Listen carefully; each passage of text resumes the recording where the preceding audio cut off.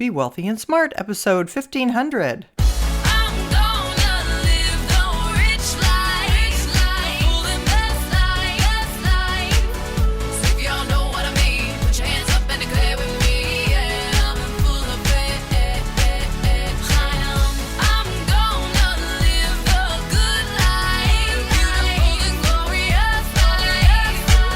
Step into a world of wealth and financial freedom without budgets, boredom, or bosses on Be Wealthy and Smart. And now, here's your host, Linda P. Jones. Welcome to Be Wealthy and Smart. I'm Linda P. Jones, America's Wealth Mentor, empowering women and men worldwide to financial freedom.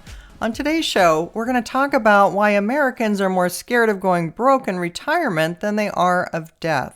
According to a new survey from Allianz Life, who surveyed 1,000 U.S. adults aged 25 years and older with annual incomes of $50,000 and above, 64% of respondents said they're more stressed about running out of funds in retirement than they are of death. Kelly Levine, VP of Consumer Insights at Allianz Life, said it's much higher right now than it has been for quite a while.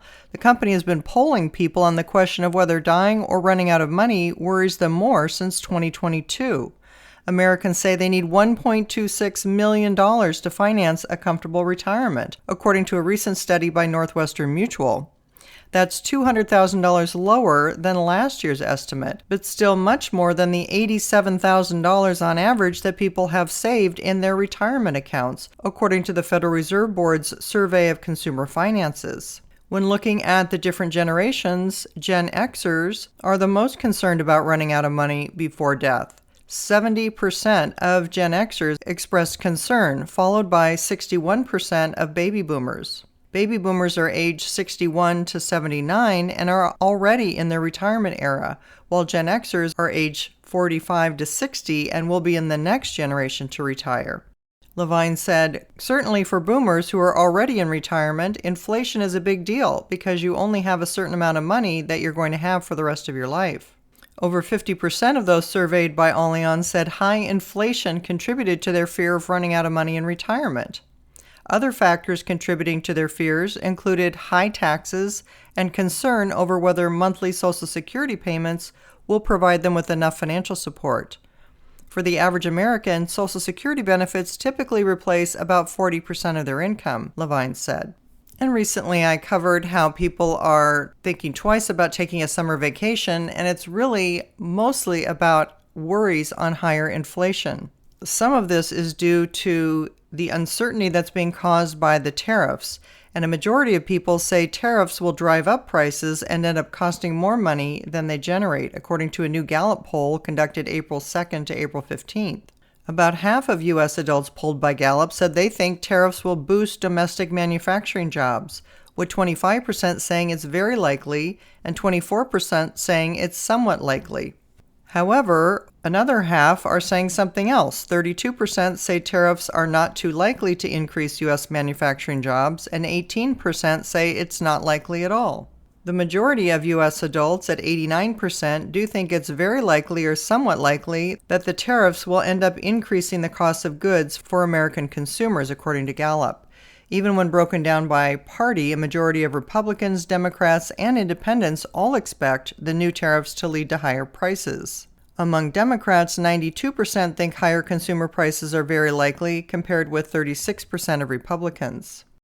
Tariff price increases have impacted sectors like the auto industry that rely on products and manufacturing from abroad, and they, in many cases, have already started raising their prices. Gross domestic product, a sum of all the goods and services produced from January through March, fell at a 0.3% annualized pace, according to a Commerce Department report today, adjusted for seasonal factors and inflation. Economists had been looking for a gain of 0.4%, after GDP rose by 2.4% in the fourth quarter of 2024.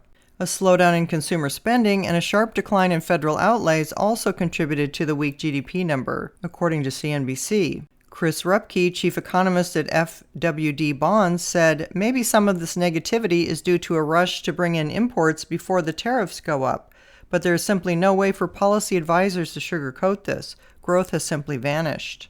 Consumer spending slowed during the period but was still positive. Personal consumption expenditures increased 1.8% for the period, the slowest quarterly gain since Q2 of 2023, and down from a 4% gain in the prior quarter. However, a separate report showed that spending was up 0.7% in March, higher than the 0.5% estimate. Private domestic investments soared during the period, rising 21.9%, primarily driven by a 22.5% surge in equipment spending that also could have been tariff-driven.